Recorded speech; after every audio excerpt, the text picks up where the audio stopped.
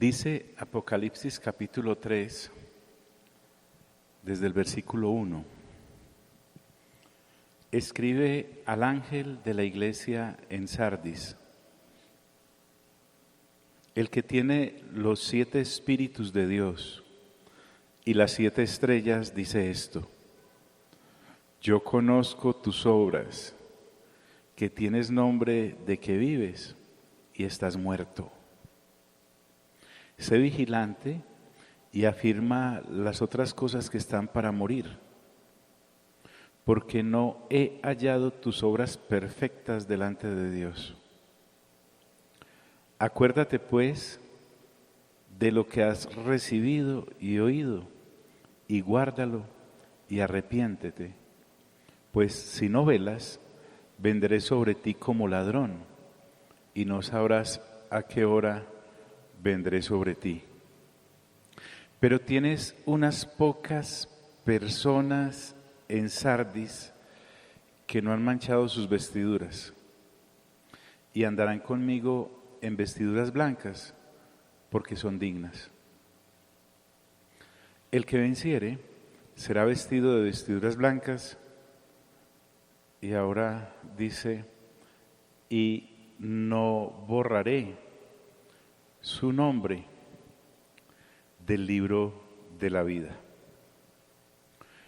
Y entonces iba a seguir derecho, porque ando de mucho afán y no pude. Dice, y no borraré su nombre del libro de la vida. Es sinceramente tan importante este punto que no sé ni siquiera cómo expresárselos. Pero pensemos en lo importante que es para uno, por ejemplo, pertenecer a una familia, tener una familia a la cual pertenecer, sí. Ni siquiera que sea de abolengo, tener a alguien a donde llegar, algún lugar a donde llegar. Pero también nos han venido inscribiendo en listas desde pequeños.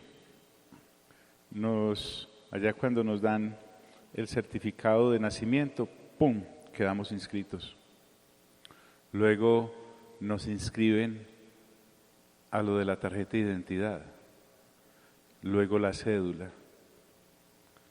Pero también nos inscriben allá en la guardería. ¿Y quién no quiere pertenecer a una buena guardería? Y a veces luchan nuestros padres y aún se sacan el pan de la boca para que estemos en un lugar tal vez donde ellos no pudieron estar. Y lo mismo ocurre para el colegio, sea la primaria o el bachillerato. Y ponen una cantidad de requisitos. Hoy en día casi que hay que inscribirlos unos 5 o 6 años antes de nacer. Y se pagan cuotas, claro. Y qué importante es una buena universidad. Y entonces nos inscriben en esa universidad, o nos inscribimos ya, y alardeamos de ¿en qué universidad estudiaste? Salí de tal. ¿Qué tal el club? Oh, pertenecer al club es muy importante. Y hay gente que se vende un riñón si es necesario, con tal de pagar la cuota del club. En fin. Entonces les decía que no sé cómo empotrar en su corazón la importancia de esta inscripción.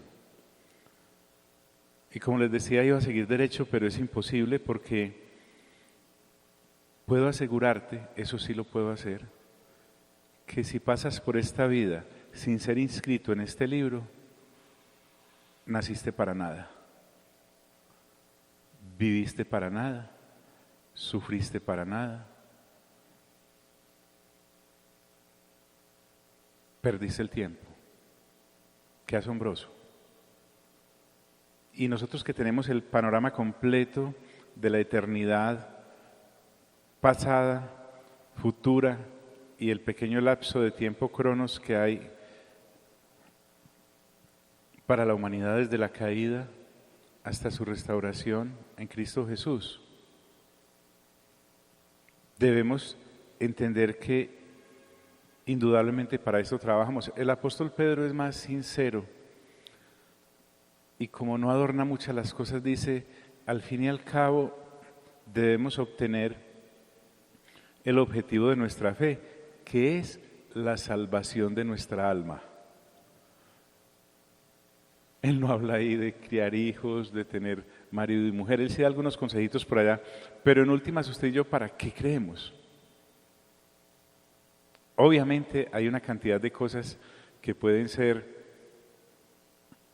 pero la principal es, si no estoy inscrito en este libro, lo perdí todo. Entonces dice, y no borraré su nombre del libro de la vida. Implica que somos salvos, pero no es por nuestra propia fuerza. Porque en los otros libros que les mencioné y en las otras instituciones a las cuales queremos pertenecer, podemos luchar para ser inscritos ahí. Inclusive, en estas décadas he tenido la oportunidad de ir a congregaciones muy extrañas, muy extrañas. Inscriben la gente, la ponen allá a la entrada, una lista de personas y las llaman miembros o colocan enseguida otro cartel que dice estos están en disciplina, casi que colocan hasta por qué. Hay otra lista, dice diezmadores y quiénes no, imagínate. Y uno lucha estando ya en una situación religiosa como esas, pues por no estar en una de esas listas como tan negativa. Pero es que en esta lista no es en una organización, en este libro, mejor, llamémoslo así, porque este es el registro celestial, el que nos da acceso a la eternidad. Y hay en el Antiguo Testamento algunas referencias a este libro, no abiertas como sí las hay en el Nuevo Testamento, pero allí se le menciona. En cierta ocasión en Éxodo, Moisés en un diálogo que tiene con Dios, porque Moisés tenía esa cualidad de ser un intercesor y él a veces le paraba a Dios en la raya con mucho respeto. Y en este caso estaba intercediendo por el perdón del pueblo de Israel que por variar la había embarrado. Pero Moisés entendía el asunto. Él entiende desde allá que si ha de pedir como juicio sobre alguien, que sea sobre él mismo. Moisés no se atreve a entablar juicio contra otras personas como libremente hacemos algunos de nosotros. Y él le dice a Dios, como en esa puja que tenía con Dios, pero si no vas a perdonarlos, mira lo que le dice Moisés a Dios, bórrame del libro que has escrito. Qué interesante, ¿cierto? Y entonces Dios le contesta, a Dios le gusta que hablemos con Él, así sea así. Solo borraré de mi libro a quien haya pecado contra mí. Es decir, lo que me está diciendo desde el principio es, yo soy el único que inscribo y el único que borro. Punto. Pero la salvación no se pierde. Pensemos entonces que la única excepción a la palabra es la misma palabra. Por ejemplo, Dios dijo, no se hagan imagen, no se hagan ninguna semejanza de lo que hay arriba en el cielo, debajo de la tierra o en la tierra. Pero le mandó a Moisés a hacer unos querubines. La única excepción a la palabra es la misma palabra. Por ejemplo, cuando le manda a Moisés colocar en la punta de un asta la cabeza de la serpiente para que todo aquel que fuese mordido por serpientes mirara a la serpiente, automáticamente quedaba sanado. Entonces, entendamos que este libro, Dios es el único que inscribe y Dios es el único que borra. A uno no lo borra de ahí nadie más, ni lo inscribe ahí nadie más. Punto. Punto, punto, punto. Importancia de este libro, porque uno puede a veces incurrir en conductas que, uy, me van a borrar. ¿Ha visto que las personas que no tienen en claro que la salvación no se pierde, son pendientes de no cometer alguna falta porque de pronto lo borran de ahí?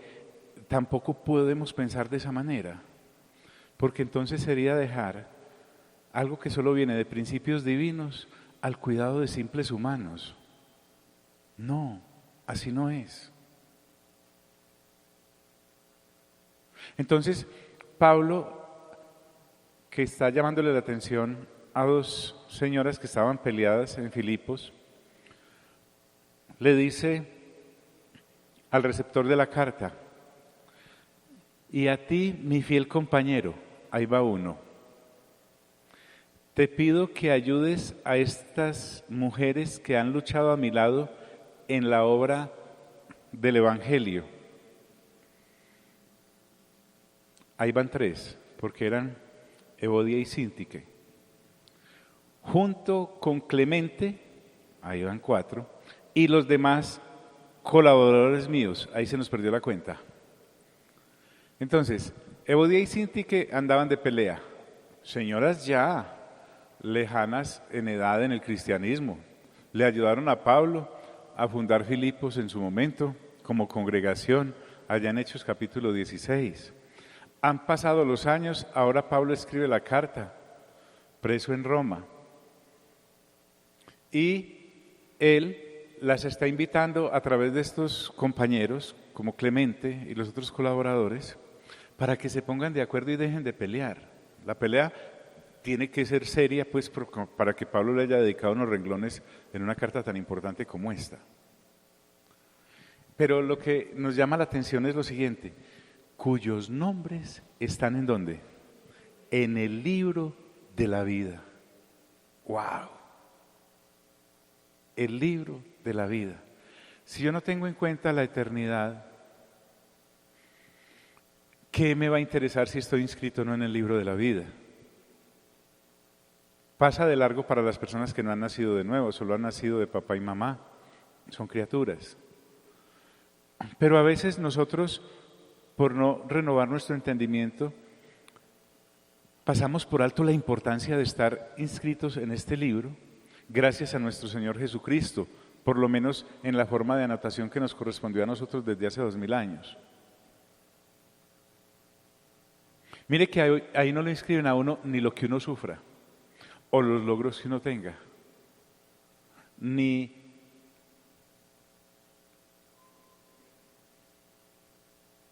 lo tremendamente alto que sea tu posición social, no. Ni mucho que sepas, mejor dicho, puedes leerte 100 capítulos diarios del Nuevo Testamento, imagínate, y todos los del Antiguo diarios, pero eso no es lo que te vas a inscribir ahí, cuyos nombres están en el libro de la vida. Enseguida vamos a mirar qué tan importante es estar inscrito allí en el libro de la vida, o escrito, se pueden usar las dos formas. Porque tiene sus pros, que son muchos, y prácticamente no tiene ninguna contra. Pero qué grave problema es no estar inscrito ahí. Mire, por ejemplo, lo que nos dice Apocalipsis capítulo 13, versículo 8. A la bestia, estamos hablando, recuerden que en Apocalipsis capítulo 13, en el versículo 1, aparece la primera bestia, que de acuerdo con Segunda de Tesalonicenses, capítulo 2, es el inicuo, que es promovido por Satanás, que en el último versículo del capítulo 12 de Apocalipsis está ahí paradito al lado del mar, de donde surge la bestia. Entonces ese es un ser humano sobre el cual Satanás entrega su poder y se lo delega, porque a la vez se le ha autorizado a Satanás que lo haga. Y lo que esta bestia, o lo que conocemos como el anticristo, este ser humano lleno de demonios, entre otras cosas, busca adoración. Y en ese interregno de esos últimos tiempos, lo van a adorar todos los habitantes de la tierra, todos, con la siguiente excepción: aquellos cuyos nombres no han sido escritos, ¿dónde? En el libro de la vida. ¿Qué tan importante es estar escrito en el libro de la vida? Que supongamos que nos correspondiera pasar por esa época de los tiempos finales, esos 7 años. Dios, el Espíritu Santo, nuestro Señor Jesús, nos equiparía con la suficiente fortaleza para no adorar la imagen de esa bestia que busca adoración. Nos da la fortaleza suficiente, o les da la fortaleza suficiente para aquellos que estando en ese escenario simplemente se dejen decapitar, como le ocurre a todo el que no adore a la bestia en ese momento. Sí. Aquellos cuyos nombres no han sido escritos en el libro de la vida. Pero el Espíritu Santo no quiere que tengamos ninguna equivocación. Mire lo que dice en la siguiente parte: el libro del Cordero. El libro del Cordero, que fue sacrificado desde la creación del mundo. O sea, ese libro está listo y empastado desde antes que todo existiese. ¿Por qué? Porque es el libro de Dios. Recuerde lo que dijo allá: en mi libro solo borraré al que pecare contra mí. Es una manera de expresarse. Entonces solamente Dios inscribe, solamente Dios puede borrar. Pienso que para que Dios lo borre uno de ahí tiene pues que uno hacerla, pero enorme. Siempre me ha inquietado que el apóstol Pablo en 1 Corintios se refiere a un hombre que estaba viviendo con la mujer de su papá como si fuera la mujer de él. Y él da la orden de que lo echen. Y al dejarlo, digámoslo así, sin la protección del cuerpo local al cual pertenece, que uno no se alcanza a imaginar lo importante que es pertenecer a un cuerpo local de sana doctrina, Pablo dice y finaliza diciendo después de la reconvención: para que su espíritu sea salvo al final. Es que ni así. Entonces me está dando la licencia para vivir como quiera. No, seamos descarados. Uno no puede llegar a ese grado de ingratitud, pues, pensar que con eso no se juega. Por el contrario. Pero esta gente que no está inscrita le van a exhibir, porque recuerden que en el capítulo 13, versículo 11 aparece la segunda bestia que viene siendo el falso profeta. Ambos, la bestia y el falso profeta, después son lanzados vivos al lago de fuego y azufre. Es la que esta segunda bestia, el falso profeta, hace elaborar una imagen para que la humanidad entera lo adore, y el que no le adore, lo matan.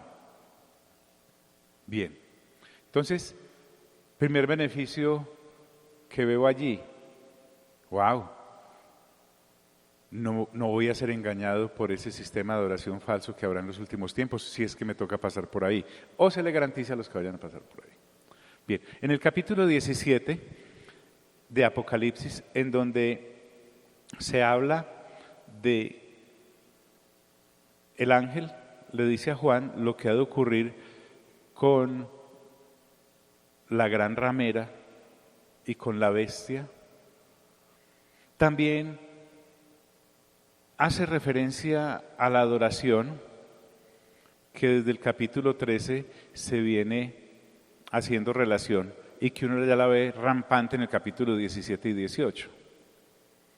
Entonces este ángel le dice a Juan: los habitantes de la tierra, esto es lo mismo que vimos en el 13, cuyos nombres desde la creación del mundo, observen que estoy utilizando ahí, creo que es la NBI tal vez, esta enseñanza la jalé por allá de hace como 20 años, cuyos nombres desde la creación del mundo, y vuelve, no han sido escritos en el libro de la vida. Qué importante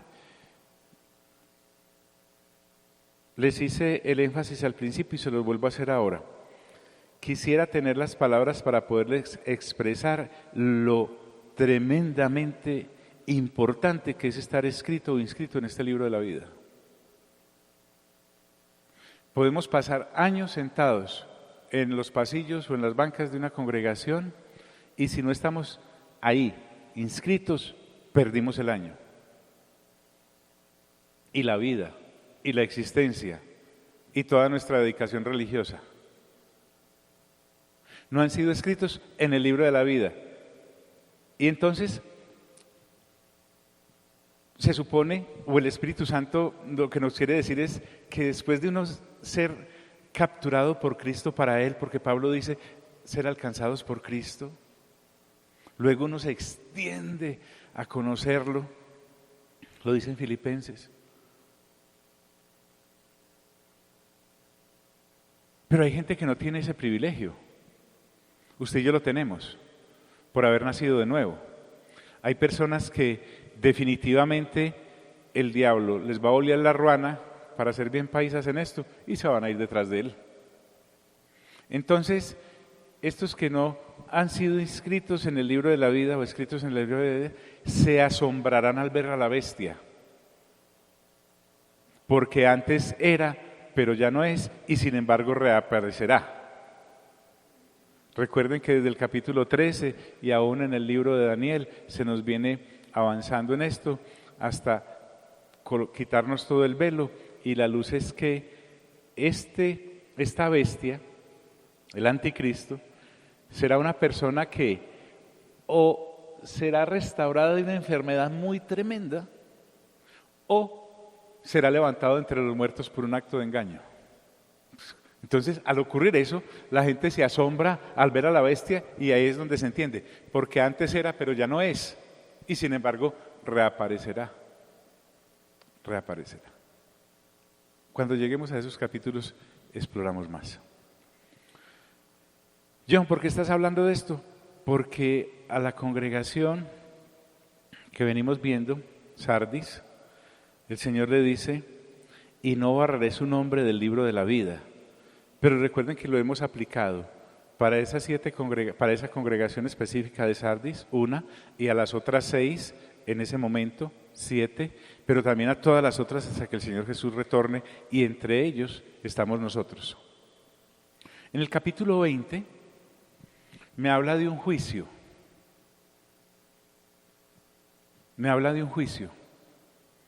O sea, lo que quiero resaltarte ahora es,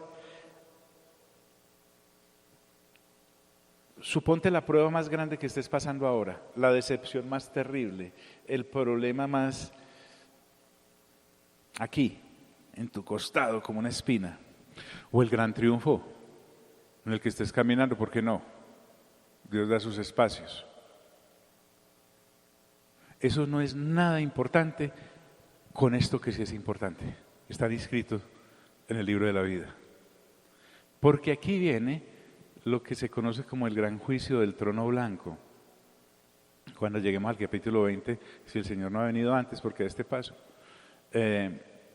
vamos a explorar un poquito eso.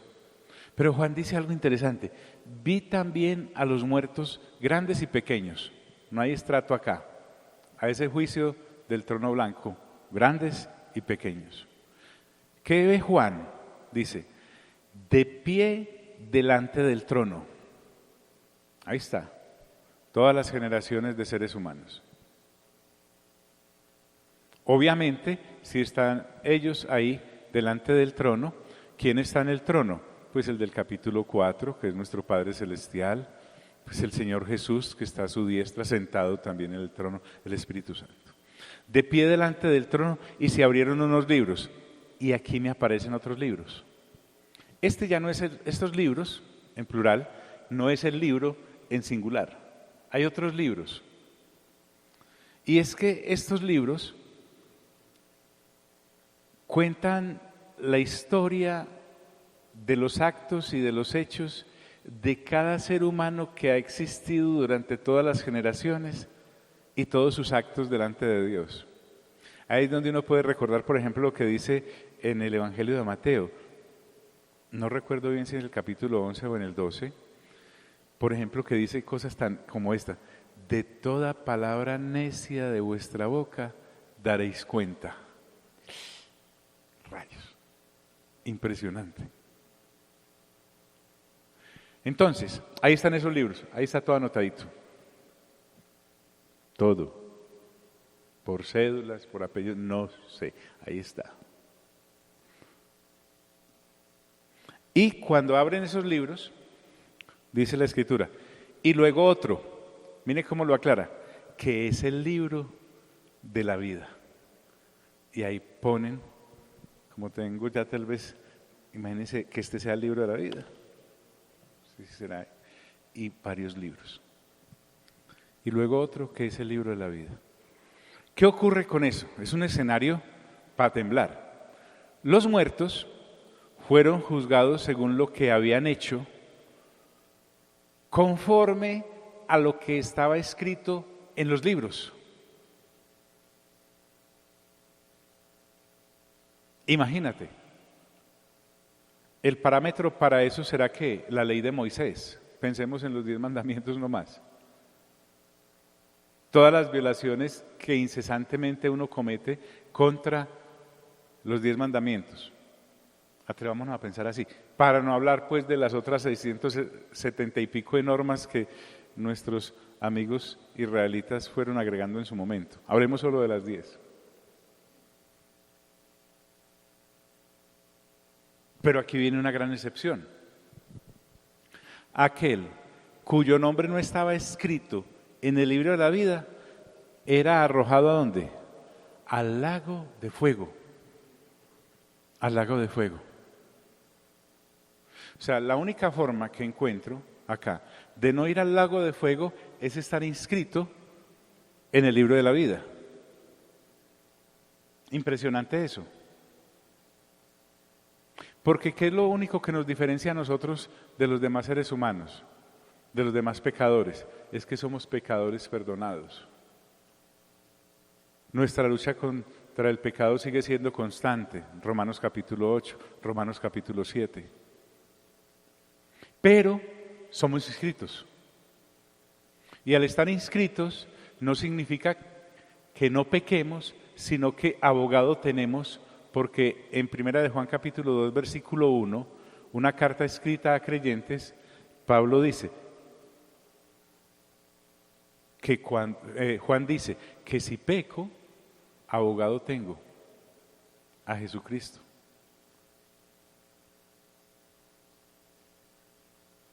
Pero hay gente que no ha sido inscrita en el libro de la vida. Esa persona, por no estar inscrita en el libro de la vida, es arrojada al lago de fuego. ¿Qué ocurre en ese lago de fuego? Me di un paseíto por allá por el Evangelio de Marcos, capítulo 9, versículo 44. Allá no hay nada como para uno ir a decir qué bueno haber llegado aquí. Esto es lo más sencillo de lo que ocurre allá, donde su gusano no muere y el fuego no se apaga.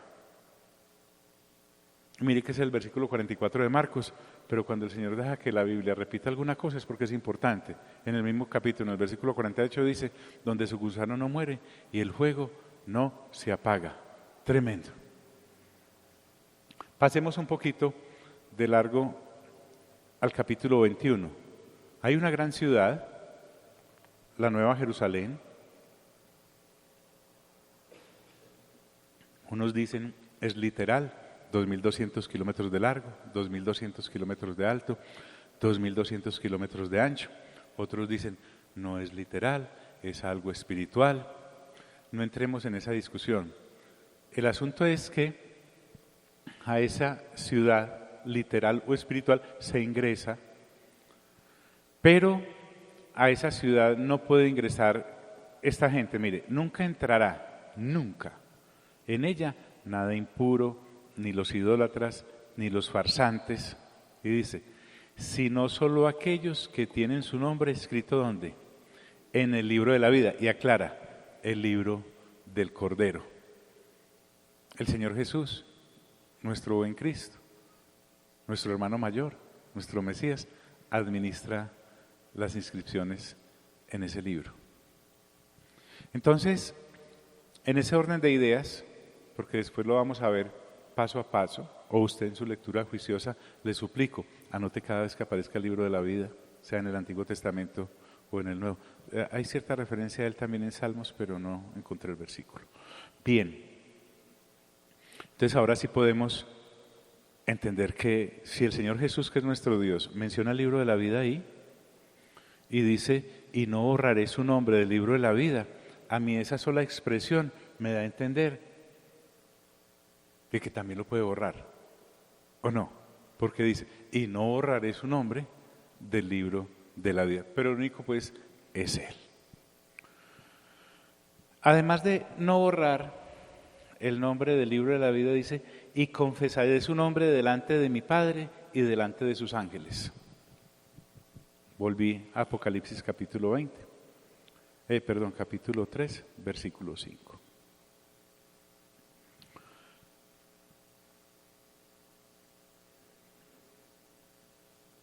Aquí tenemos al Señor Jesús ya glorificado, ya resucitado, glorioso.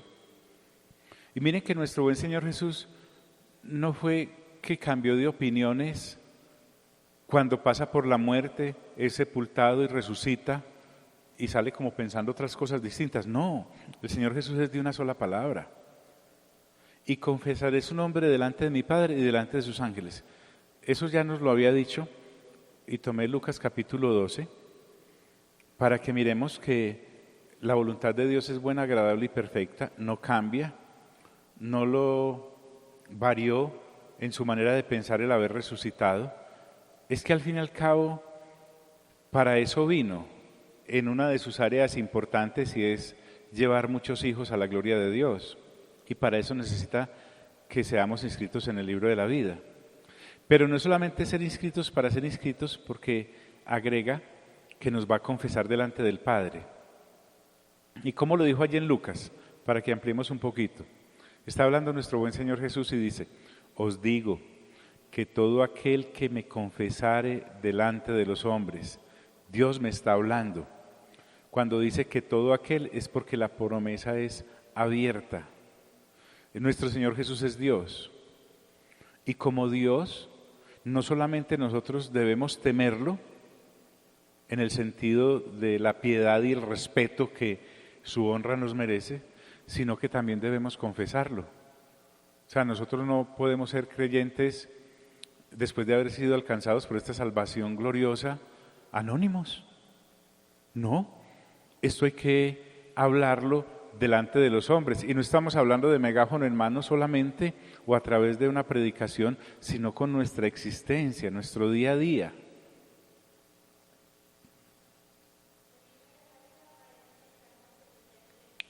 Gracias, señorita. Salmo 69, ¿qué, señorita? Muchas gracias. Dios le pague, niña. Que todo aquel que me confesare delante de los hombres. Entonces, no, mire que ese creyente que dice, esto es Dios y yo, no más. No, Dios y yo no más, no, Señor. Es también confesarlo delante de las otras criaturas, los otros seres humanos. Por ejemplo, cuando nos bautizamos, estamos dando un triple testimonio. Es decir, cuando nos sumergen en el agua y salimos, le estamos diciendo a Dios, como me has permitido creer en ti, ahora te digo que entiendo que soy completamente tuyo. Es un acto de pertenencia a Dios. Recuerden que uno cree y después se bautiza. En ningún lugar aparece en la Escritura que uno se bautiza y después cree. John, a mí me bautizaron cuando chiquito. Recuerden que es jocoso, pero realmente pues lo mojaron. No más, agradezca que no le dio un espasmo o alguna cosa. Pero realmente uno cree y se bautiza. Luego le estoy diciendo a las tinieblas, no les pertenezco ya, he sido trasladado de tinieblas a luz admirable. Y además, observen que cuando nos bautizamos hay 1, 2 o 3 testigos dependiendo de la ocasión. Y le estamos diciendo a la humanidad, pueden reclamar de mí. que yo sea como dice aquí. Y cuando no lo haga, me lo avisan por favor para enmendar y corregir. Y pues sería más que obvio que me estoy dando testimonio a mí mismo en ese acto. Os digo que todo aquel que me confesare delante de los hombres, también el Hijo del Hombre le confesará delante de los ángeles de Dios. Entonces, Jesús, quien es Dios, me tiene en su boca para hablar de mí. Es decir, el Señor no te niega como familia. Es que ahora eres mi hermana, ahora eres mi hermano, eso es lo que está diciendo. Son tus hijos, amado Padre, al igual que yo. Me habla de que una confesión relativamente fácil para mí de dar testimonio de que pertenezco a Cristo Jesús delante de otros seres humanos, automáticamente me catapulta a que en el tercer cielo, pensémoslo así, que es un escenario mayor, en el tribunal celestial máximo, allí, el Señor Jesús también puede hablar con mi Padre y con sus ángeles, que no son pocos.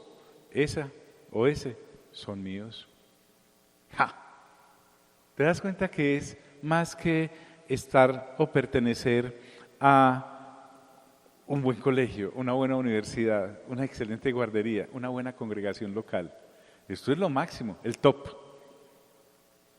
Entonces, existe la otra posición, a quienes no lo aceptan, a quienes lo menosprecian. Mas el que me negare delante de los hombres, será negado delante de los ángeles de Dios. Sencillo. Miran que el Evangelio del Señor no es complicado, pero las promesas que se nos hacen en estas mini cartas, wow, cosas como estas, Pedro, Pablo, Santiago, se demoran capítulos enteros para explicar una cosa de estas. Pero el Señor Jesús es Dios y Él sustenta muy bien su propio Evangelio. Y gracias a esta congregación de Sardis, que recuerde que andaba bien chueca, es que Dios ahora a nosotros nos reconforta con todas estas lindas promesas que nos entrega. ¿Por qué esta confesión delante de los ángeles? Dice Hebreos capítulo 2. Voy a ir rápido porque lo vimos un viernes de estos que pasó.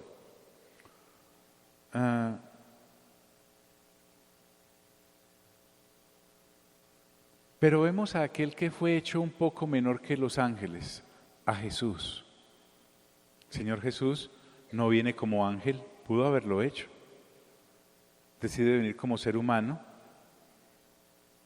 en la categoría, digámoslo, de poder inferior que hay en las creaciones. Y desde allí es coronado de gloria y de honra, Filipenses capítulo 2. Recuerden que recibió un nombre que es sobre todo nombre, para que en el nombre de Jesús se doble toda rodilla arriba en el cielo, abajo en la tierra y debajo de la tierra. Padeció muerte a causa del padecimiento de la muerte, pero aquí hay un protagonismo que la muerte no puede reclamar, porque el Señor Jesús no está reclamando méritos por la muerte, sino por lo que logró a raíz de la obediencia que con el Padre tuvo. A causa del padecimiento de la muerte, para que por la gracia de Dios gustase la muerte por todos.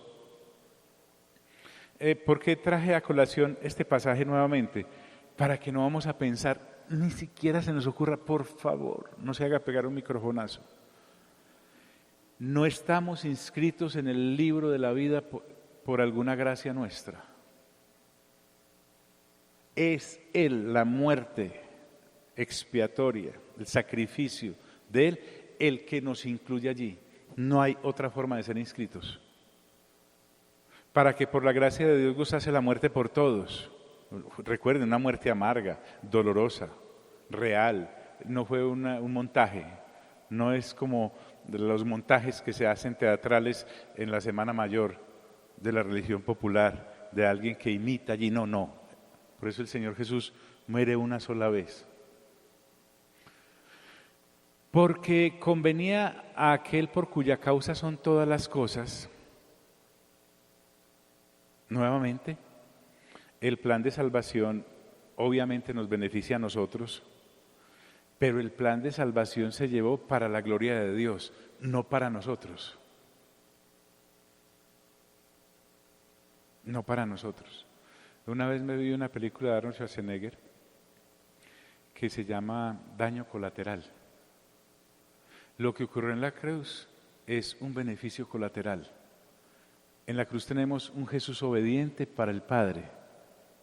Colateralmente nos sirvió a nosotros para ser restaurados a la posición que Dios nos quería para tenernos como hijos y como hijas. Duele, ¿cierto? Duele saber que no vino fue por nosotros, sino por darle gusto al Padre. Pero es que de eso se trata. Si tuviéramos llevarnos alguna gloria, no. Entonces, porque convenía aquel por cuya causa son todas las cosas, o sea Jesús, Colosenses capítulo 1, Él creó todo, y por quien todas las cosas subsisten, las hizo para Él, recuerden, que habiendo de llevar muchos hijos a la gloria, inclúyase. Él necesita comunicarnos o impartirnos de su propia naturaleza para poder presentarnos delante de Dios. Y entonces en esa forma uno puede entender que perfeccionase por aflicciones al autor de la salvación de ellos. Es decir, el Señor Jesús uno se lo imagina sufriendo en la cruz, pero créanme, debió haber sido un sufrimiento para Él el solo hecho de haber nacido del vientre de mujer. Es que es Dios atomizándose en una criatura. Debe ser supremamente incómoda la vida. Es que uno empieza el sufrimiento de la cruz. No, es que Él viene desde allá. Pero lo hizo. Ay, por mí lo hizo. Me gustaría decirte que sí, novela de Corín Tellado, pero no es así. No es así. Lo hizo porque era la voluntad del Padre. Porque el que santifica y los que son santificados, de uno son todos. ¿Recuerdan que en Hebreos capítulo 11 dice que Dios no se avergüenza de ser llamado Dios de la gente que en Hebreos capítulo 11 es expuesta? Pues miren, eso no es solamente una particularidad de nuestro Padre Celestial, dice, por lo cual no se avergüenza de llamarlos hermanos. O sea, el Señor Jesús nos ve a nosotros y siente un orgullo, en el caso de Él santo, no es como el orgullo nuestro. O sea, se llena la boca con cada uno de nosotros. Tan es así que Él, por el preconocimiento que tiene, por ser Dios, Él llega y recuerden que Pablo dice en Romanos que no había justo ni aun uno, por cuanto todos pecaron, fueron destituidos de la gloria de Dios. Y cuando el Señor llega al escenario de la humanidad, es para decir, anunciaré a mis hermanos tu nombre. O sea, si no fuera por el Señor Jesús y por la obra del Espíritu Santo, la raza humana no sabría cómo enrutarse hacia Dios. Estaríamos totalmente perdidos, totalmente a oscuras. Y para garantizarnos eso, enlancémoslo con el libro de la vida. Anunciaré a mis hermanos tu nombre. Nos llama hermanos desde antes que lo fuéramos. Porque Él puede hablar así, en un eterno presente. Y dice, en medio de la congregación te alabaré. Cuando estamos adorando al Señor, en estos días leí que uno no llega aquí cuando suena la música a adorar. No, uno viene a seguir adorando porque se supone que desde que te bajas de la camita, ya estás adorando a Dios con tu existencia. En medio de la congregación te alabaré. Bueno, perdón que me emocioné. Volvemos al capítulo 3 y en el versículo 6 de Apocalipsis dice, el que tiene oído, porque es la expresión que el Señor usa en los evangelios, la sigue usando en Apocalipsis, oiga lo que el Espíritu dice a las iglesias. Nuevamente, ese espíritu ahí es nuestro Espíritu Santo. Lo conocemos también como el Consolador. Lo conocemos también como el Espíritu de verdad. Lo conocemos también como el Espíritu de Cristo. Y aquí lo vemos activísimo en el libro de Apocalipsis. Pero es el mismo que desde los primeros versículos del Génesis ya estaba ahí. Y el Espíritu de Dios se movía sobre las aguas, se sigue moviendo. Entonces se entrelazan ellos tres de una manera tan santa, tan divina, para podernos entregar esta revelación, porque eso significa Apocalipsis. Lo que el Espíritu dice a las iglesias, es el Espíritu diciendo: estoy de acuerdo con el Padre y con el Hijo. Aprobado. ¿Cuáles iglesias?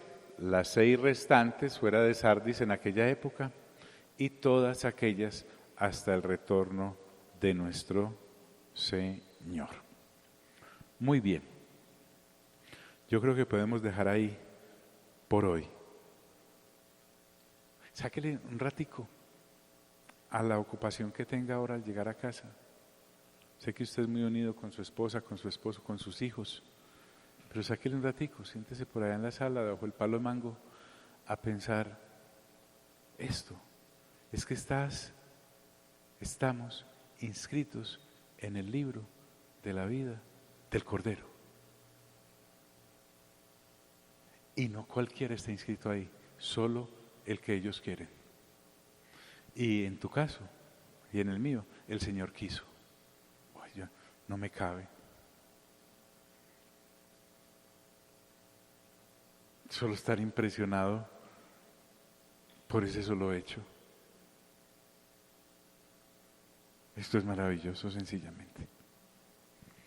Amado Padre Celestial, gracias por tu palabra que es viva y eficaz y más cortante que toda espada de doble filo y penetra hasta saber separar lo que es de la carne de lo que es del Espíritu, Señor.